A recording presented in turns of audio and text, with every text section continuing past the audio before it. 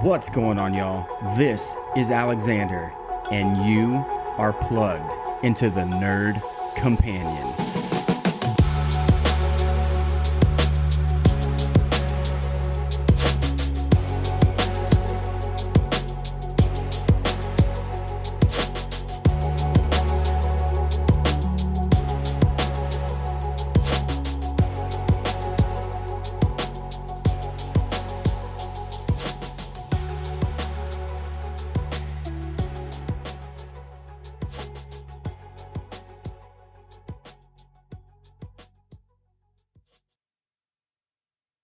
What's going on, y'all? This is Alexander from the Nerd Companion.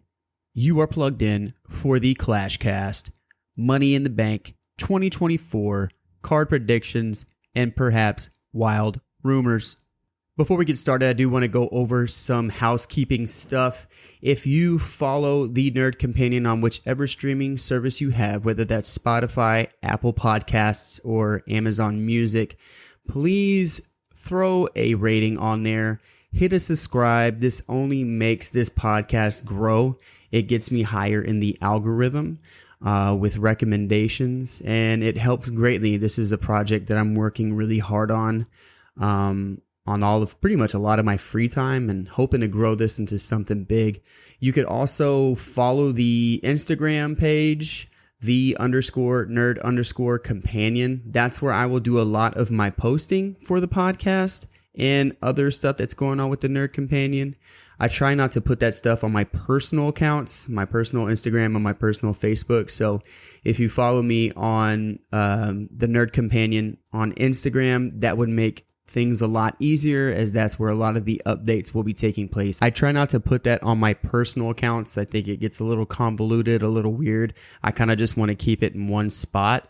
And if you are on your platforming device or services such as Apple Podcasts, Spotify, Amazon Music, throw a review on there. Doesn't even have to say anything. Just throw a 5-star review. That would be really dope. If you throw a 1-star, then I am no longer your friend. You're gonna make me cry. But seriously, no. Just hit a subscribe, follow it, rate it, however you see fit. Hopefully 5 stars. Hopefully you guys are enjoying this. I want to continue to do this. It's really going to help with me being put on the algorithm and be more discoverable. And I would really deeply appreciate it. It's free to you. It would really help out and, gets me more on the map. But without any further ado, let's get into Money in the Bank predictions and rumors. So the overall premise of Money in the Bank is this. It's just like any other PLE. You have your title matches, such as the matches we will see for Money in the Bank. But if you're new to wrestling, or you're getting back into it, or you used to watch it a long time ago and you're getting back into it and you didn't know what Money in the Bank was, Money in the Bank is basically this. Over the past couple weeks, we have been seeing qualifying matches with the men's division and the women's division, and essentially hosts 2 matches basically between the men and the women, right? It's usually a 6-man or 6-woman match, and you have a briefcase that's tied and secured above the ring at a great height, which requires usually a ladder to get up to. So essentially it's basically a ladder match, and the way to win the match is to climb up on the ladder and grab the briefcase. And you can imagine how hard that is with 6 people battling each other out to get to this briefcase. It's pretty chaotic. These matches are usually pretty intense. They have some pretty cool spots. It'll be really interesting. It's usually anything goes. And so it should be interesting, which will leave me for some speculation with these matches. The winner of these matches, they get the briefcase. And what this briefcase allows them to do is that at any moment between this point and the next Money in the Bank, which should be around this time next year, you have the opportunity to cash it in. What's inside is a contract, and you cash in on any champion at any time that you see fit. It's basically, it adds suspense and a little more intrigue to the show throughout the year, because if you followed last year with Damian Priest, there was lots of speculation when he was going to cash it in, and then you had the big moment at WrestleMania, and it was just a huge pop. It just adds to the excitement of wrestling for the WWE, And that's basically what happens if you win. So you basically get a sure shot at a championship title. It can be any title you want to use it for, but that's essentially up to the wrestler. And so if you win, you get that guaranteed shot. So that's the incentive for winning.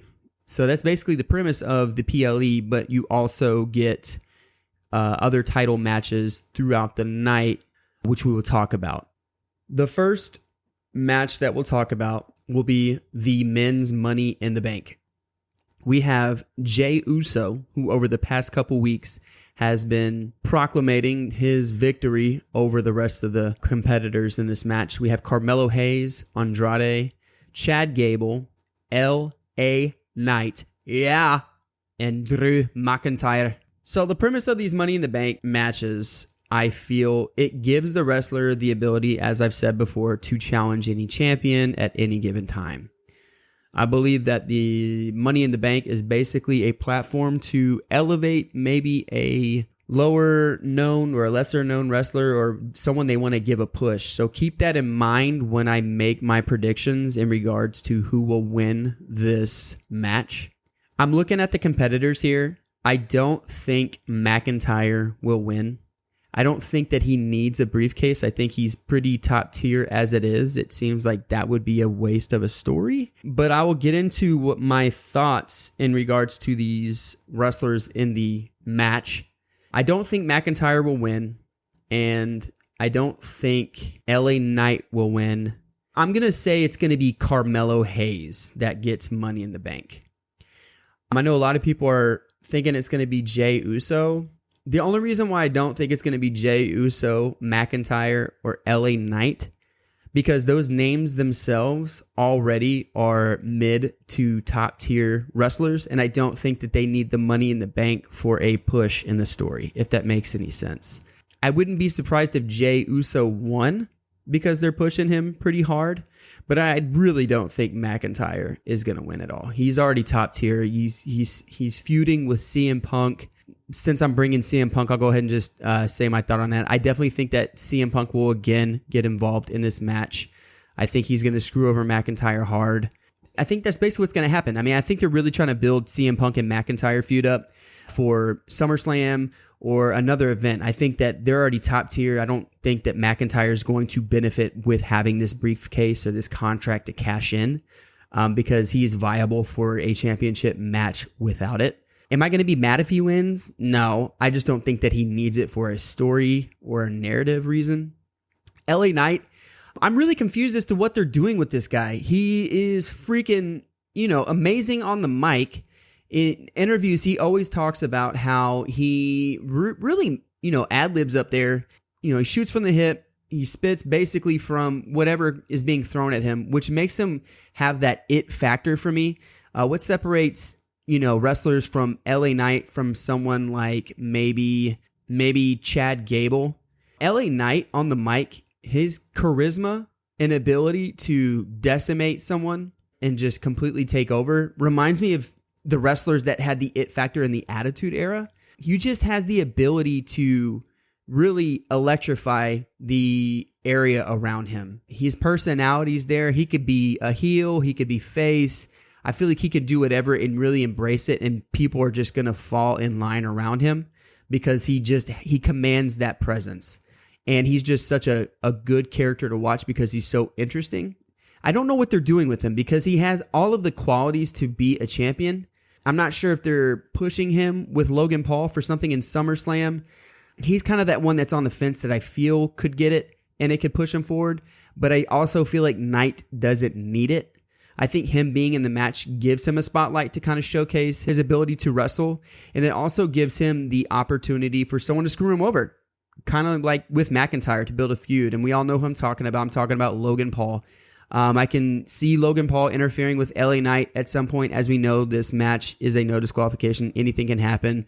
You could bring chairs, tables. These matches are insane. So I can see LA Knight winning with or without. I don't necessarily think he needs the briefcase, but I definitely can see them building a feud between him and Logan Paul for later on down the road. But they need to do something with LA Knight. I know that Triple H is a believer in the slow burn and the slow build, as we saw last year with Cody Rhodes and Roman Reigns. I just am eager to see what they do with him. They probably already have something in play, and we just don't see it as a viewer, but they need to pull the trigger on this guy because he has the it factor, and I don't think he'll fizzle out. As long as he keeps that vibrato and his personality and he goes in there and just absolutely decimates everyone with his energy in the ring, I don't see this as a flop.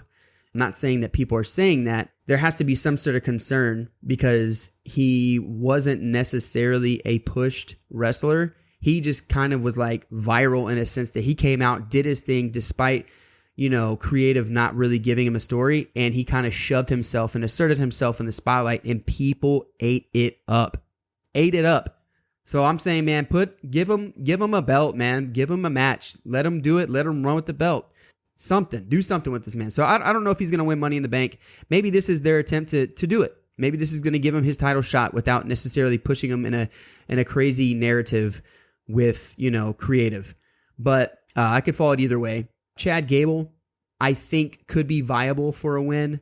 Again, we can see another interference, and we all know who I'm talking about. We're talking about the Wyatt Six. The Wyatt Six could either come after Uso for supposedly stealing the quote-unquote Fireflies, but it seems like they're a little more interested in Gable because they seem to be coming out or appearing when either Gable or Uso is in the ring. It just seems that Gable fell victim whenever they had their first appearance or when their debut on Raw. So we'll just have to see. Andrade, he's really exciting to watch. I feel like he's one of these wrestlers, like pound for pound, is probably one of the best wrestlers. He doesn't have a really big push and doesn't really get a lot of attention in WWE, but if you followed him in AEW, this man, like pound for pound, is one of the best wrestlers in the business right now. He has power, he's acrobatic. This dude is an extremely talented wrestler. I love watching him wrestle. He has these techniques where he'll feign the opponent to get him bend in a certain direction, and he meets him with like a knee in the face or something. Like the way he fights and wrestles is so entertaining to watch. I would love to see Andrade get Money in the Bank. I just don't see them pushing him because he just doesn't get that much spotlight, which kind of upsets me because he is one of the better wrestlers. Carmelo Hayes. I think he's very talented. I think he's a really good wrestler. I think he still is working on his character a little bit. He don't think his character is as strong as LA Knight, McIntyre, Jey Uso, which is why I think he would benefit with Money in the Bank. I really like this heel run that he's running right now. This really cocky dude who, refers to himself as him is really entertaining to watch. I love the heels. I would like to see Carmelo Hayes get the, Money in the Bank and kind of just, walk around like a cocky, arrogant dude with the briefcase, kind of like what Damian Priest did all last year. Jey Uso, I feel like they're probably going to make him Mr. Money in the Bank. I don't think he needs it though, but I'm leaning that that's what's going to happen.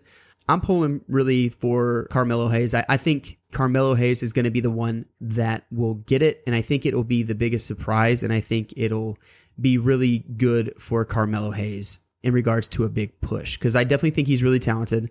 There was a match with Carmelo Hayes and Austin Theory a couple months ago when they had the injury. That match was one of the best matches that was on a live event on SmackDown or Raw that I've seen in a long time. It really showcased their athleticism and their ability to do complicated techniques. So I would really like to see Carmelo Hayes get Money in the Bank, give him some spotlight, let him run with it. But that's no disrespect to Jey Uso, LA Knight, or McIntyre, or even Gable. I think those four guys have a big enough spotlight as is. If one of those four guys gets it, I wouldn't be surprised. But I think the big surprises here would be either Andrade or Carmelo Hayes. I think out of the surprises, I'm going to pick Carmelo Hayes as getting it. But other than that, Wyatt Six could come in, mess with either Jey or Chad Gable. They could just shut off the lights. They really don't have to do much. Maybe we'll see a physical dispute with someone in the Wyatt Six with one of these guys. I definitely can see CM Punk coming in, screwing in McIntyre. He's done it in the past. They've kind of been doing this tit for tat thing over the past couple months. One thing I was thinking about was maybe Jimmy Uso coming back, kind of disrupting Jey Uso, or maybe coming together to help him in a situation. maybe if Jimmy Uso gets involved, I don't think that this would be the match to do it. And if you're listening and you have been following over the past couple months or the last month, you kind of know where I'm going with this Jimmy Uso involvement scenario and where it might be going. But interesting time about, I think when I'm going to pull for Carmelo Hayes as the win for this one. The next match is going to be the women's Money in the Bank. We have Green, we have Sky, Valkyria, Naomi, Tiffany Stratton, and Stark.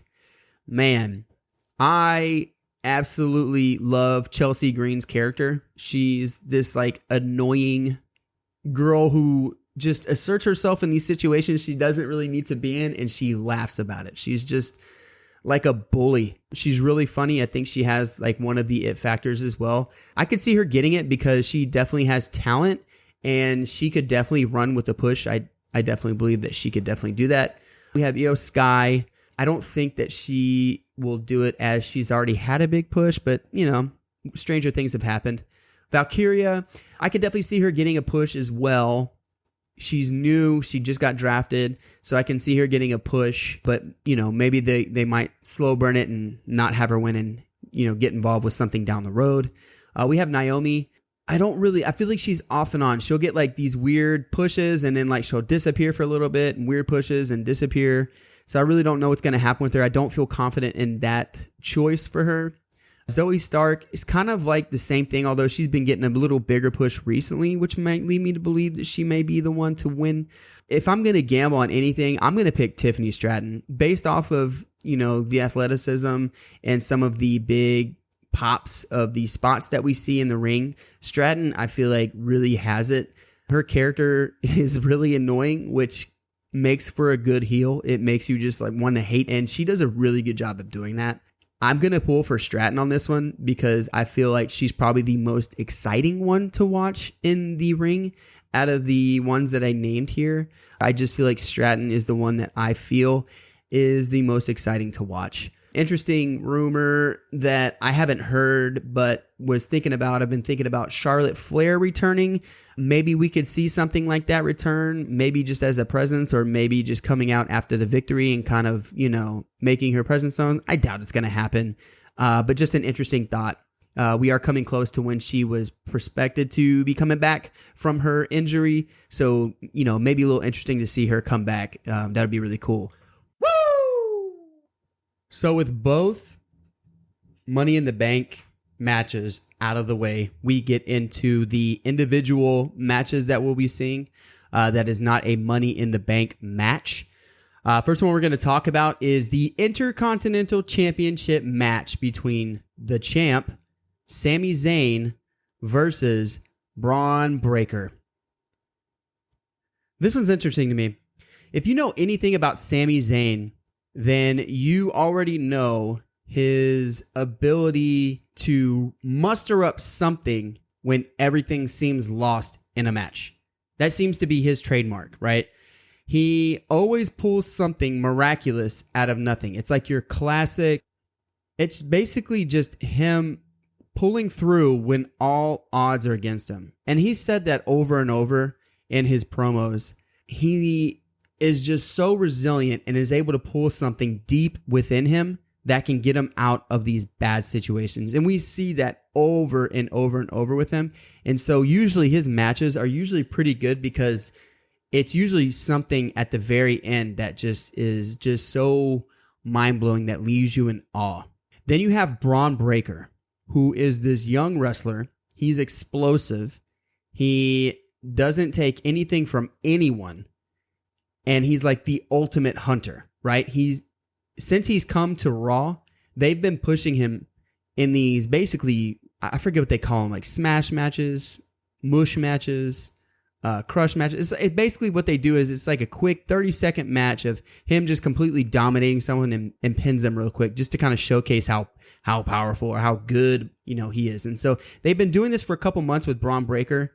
And now this is like his big chance in an individual competitor setting to showcase his ability to do so. So I had mentioned in the ClashCast short that this kind of reminds me of like an Alien versus Predator story.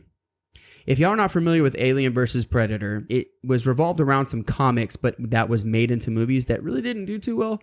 But the premise of the story is actually pretty cool because the concept of alien is a biological perfected organism that has the ability to just evolve to survive. And you see that all throughout the movies that despite having been killed, even if a molecule of this being is still alive, it can evolve and become whole again. And so it has this uncanny ability to survive anything. That's how I relate Sami Zayn. Then you have Braun Breaker. He's like Predator. Predator was basically the monster. It had the ability to kill anything. It didn't matter what it was, it could kill it. Its primary objective was to kill.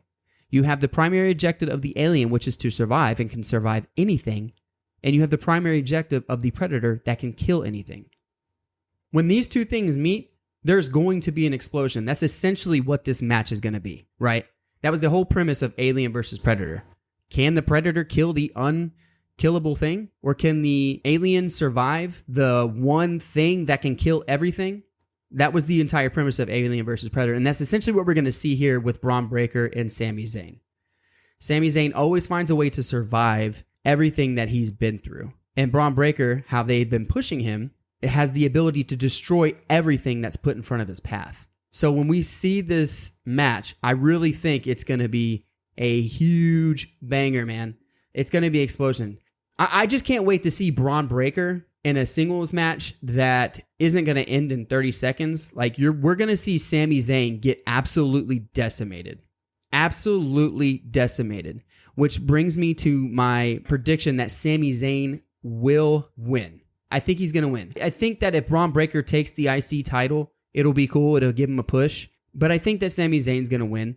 It's really going to showcase, it's going to give Braun Breaker the platform to show everyone what he's made of. And Sami Zayn being, probably a big mentor in the back with all these wrestlers. This is, him mentoring Braun, kind of helping him get exposure and spotlight. But as far as like a story goes, I mean, this is basically Alien versus Predator. You're going to see, the Predator, Braun Breaker, basically destroy the alien Sami Zayn, the ultimate survival organism, basically a cockroach because they never die. They always come back. You're going to see this. It's going to be a big banger, and I think that you're going to see Sami Zayn pull it all off on the end and win the Intercontinental, not win it, but retain. Some things about Sami Zayn that I like and dislike. The things that I just mentioned about Sami Zayn are things that I like about him. He's definitely the underdog story.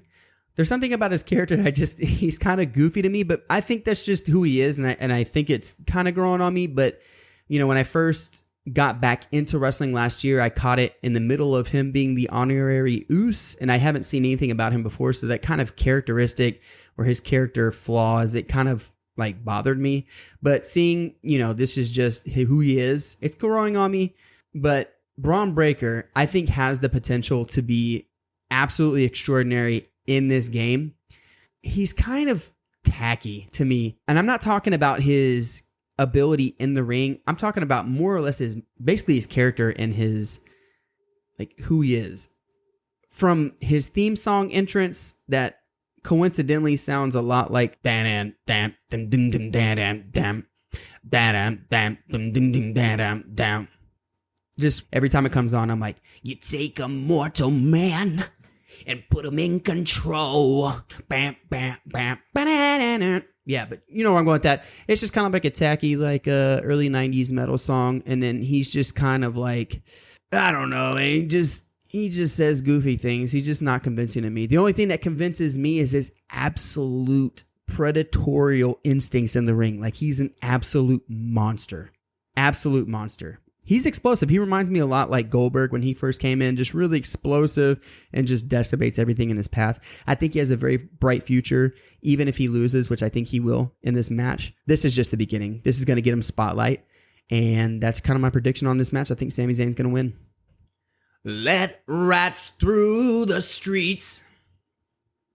Symphony of Destruction. That was the song. Next, we get the Bloodline versus Rhodes, Owens, and Orton. I don't think it's been decided who is going to be in the Bloodline. And I know that there's rumors that there might be more Bloodline members to accumulate and assemble behind Solo. Or maybe not. Maybe they're going to come and involve themselves with, maybe Jay or against it. I don't know. There's too much to speculate because there's so many Bloodline members. It's starting to get a little convoluted to me. We could potentially see more members, arrive on Friday Night SmackDown. And I don't even believe that they have whoever's going to be in the match. We know that Rhodes, Owens, and Orton are going to be involved because that's, who they're rivaling against. I just don't know who is going to make of the assembly of the 3 men that they choose for the Bloodline. We know that they have more than 3 men, and it's pretty safe to say that all of which are going to get involved in this match, giving the Bloodline an advantage. So any rumors, there could be potential new members coming out, or we could see Jimmy come out, or we could see Jay come out getting involved. I mean, we could have literally everyone come back minus Roman Reigns. I don't think he's going to come back, even though that's speculated that he might. I don't think that would be a good idea. I think it'll be better later on down the road. But we could see anyone literally come back and interfere. At the very least, have Jimmy come back and side with Jay and have them feud with the Bloodline, the new Bloodline over the Solo regime. But I definitely think whoever makes up the Bloodline team, the Bloodline is going to take the victory over Kevin Owens, Cody Rhodes, and Randy Orton. I just think it makes for a better story. It gives the Bloodline the ability to beat those guys without Cody Rhodes losing the title. So it kind of mortalizes Cody Rhodes in a sense that he can be beaten, but without the risk of losing his title. So I think the Bloodline is going to win this match, whoever they decide to put into the match. I think it'll be a good one. I'm pretty sure it's going to be absolutely wild. We're going to see some crazy stuff. Kevin Owens never disappoints when it comes to craziness. We saw in last week's SmackDown that he did the Swanton from up in the stands. I mean, the dude puts out all the time. He is an OG. He's a Hall of Famer for sure. Randy Orton, he's big and explosive. He's not, in my opinion, the most interesting to watch nowadays, but he's definitely a force to be reckoned with. I definitely see Randy Orton slithering in on Cody Rhodes to try to get a title match, whether it's an outright betrayal or it's a conversation to be had later on respectable terms. I think that him slithering in like a heel would be better. And I'm not even sure if any of that will be revealed in this match, but it could. You could see an accidental bump from Randy to Cody Rhodes, kind of pushing a wedge between them. I wouldn't put it past. I think it'd make for a good story, but we'll just have to let the story roll out and see what happens. But I definitely think that the Bloodline is going to take the victory on this one, just to kind of further the story and kind of give the Bloodline a necessary win to kind of showcase their ability and presence on the WWE SmackDown roster, which leaves us for the last match. And I don't even know if any of this is even in order. I don't know what the order is going to be, but the last match we're talking about is the Men's World Heavyweight Championship. We are going to see the champion, Damian Priest, go head-to-head with Seth Rollins. Now, many things to kind of talk about this match. We already know that the gentleman's bet, the stipulation, that if Damian Priest wins, Seth Rollins can never challenge him for the belt again. But if Rollins wins and he gets the championship, Damian Priest has to leave the Judgment Day. Now, the status of Judgment Day is kind of on shaky grounds because of Rhea's absence. Let's kind of recap this.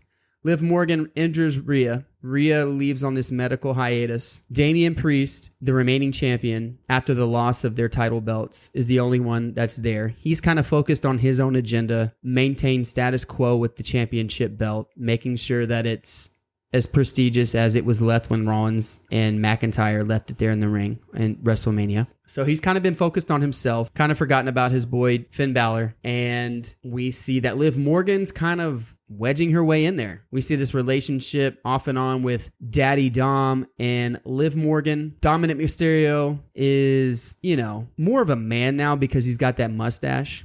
Mustache bros for life, Dom. I'm not even surely convinced he wants to get rid of her.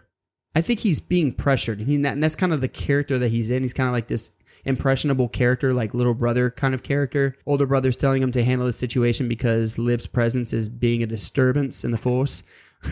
Disturbance in the Judgment Day's status quo. And over time, we've seen that Liv has actually stepped in and actually helped the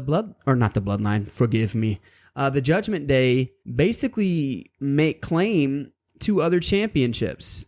And the one I'm talking about is the World Tag Team Champions. We saw Finn Balor and JD McDonough take the championships away from Awesome Truth. And that was all thanks to Liv. She talked R-Truth and convinced him to go talk to Adam Pearce to make it official. And then when the match happened, Liv stepped in and interfered against R-Truth, who she swindled in for that deal, resulting in Finn Balor and JD McDonough winning the belts. And after the match, when they were all celebrating, who was all there standing there at the Titantron, the big screen? It was Finn and JD with their title belts and Liv Morgan throwing her belt up too.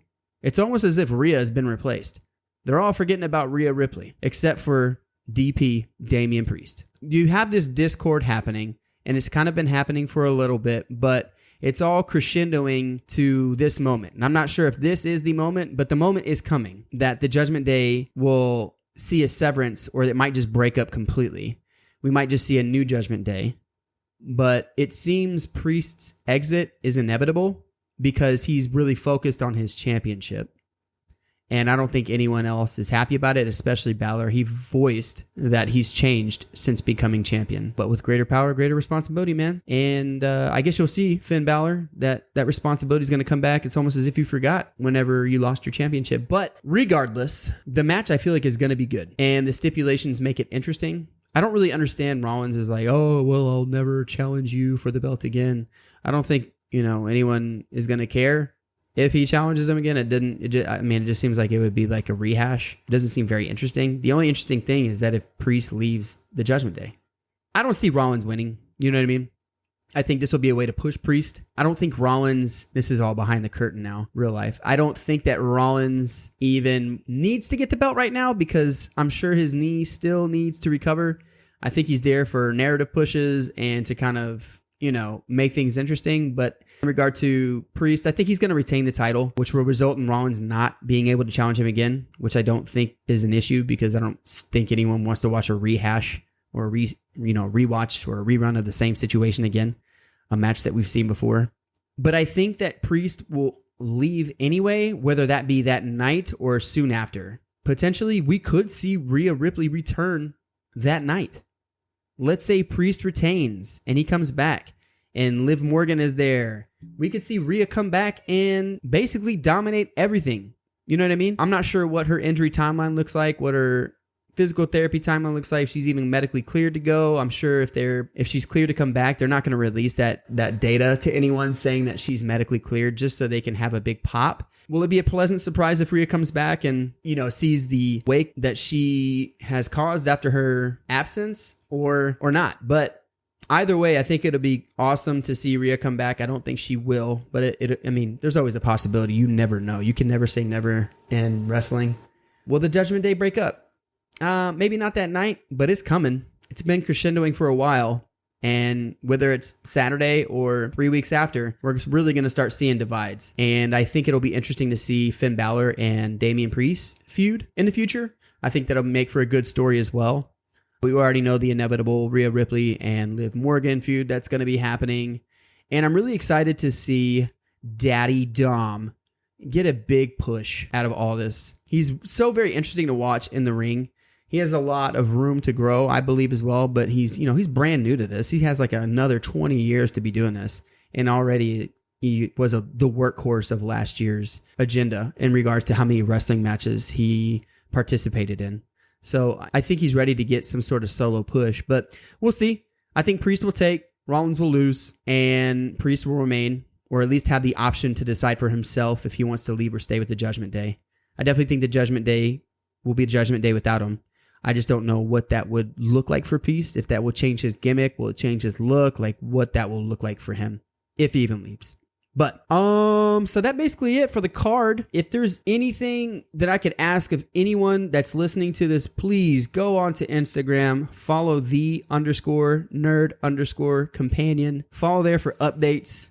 Go onto your wherever you find your podcasts, and leave a 5-star review. Follow, share it to someone else. It only helps me get pushed into the algorithm. Again, you giving it a rating or sharing it with somebody else is all free to you and does nothing but benefit me and help this grow into something bigger. I'm very passionate about this, what I'm doing with the podcast. I want to see it grow. If there's anyone out there who wants to see it grow with me, y'all can come up with me. Just rate it, share it, follow me on Instagram, _nerd_companion. I also have a TikTok, which is basically the same thing for anyone that uses TikTok. It's the same, _nerd_companion, where I'll be doing the exact same thing, posting updates. So whatever platform you like more, either or follow me on both. I would appreciate it. Share it to friends. Not everything is about wrestling. I have a couple other podcasts coming out here shortly that I'm currently editing and excited to release it, but I'll keep that a surprise until next week. I hope you guys enjoyed, and thank you for tuning in with your host, Alexander from The Nerd Companion, on this Money in the Bank episode for the ClashCast. Oh, yeah, brother. Let me tell you. It would mean a lot if you could just get on there on the Instagram and follow The Nerd Companion. It would mean so much to me, brother, if you could do that. Yeah.